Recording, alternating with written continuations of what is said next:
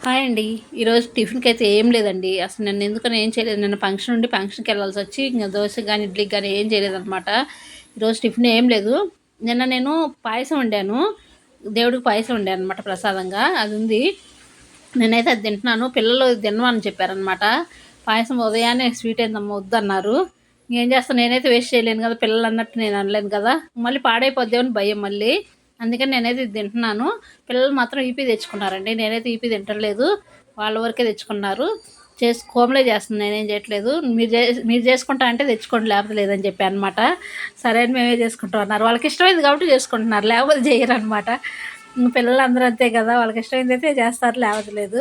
నేనైతే ఈ స్వీట్ అయితే తినేస్తున్నాను. మా నందినికి కూడా ఇష్టం స్వీటు. కోమలి తింది కానీ, మా నందిని తింటావా నందిని అంటే 2 స్పూన్స్ తింటా అన్నది. ఎక్కువ వద్దన్నదనమాట. సరే తినని పెడుతున్నాను. అలా వేస్ట్ చేయకుండా ఉండాలి కదా ఏదైనా సరే.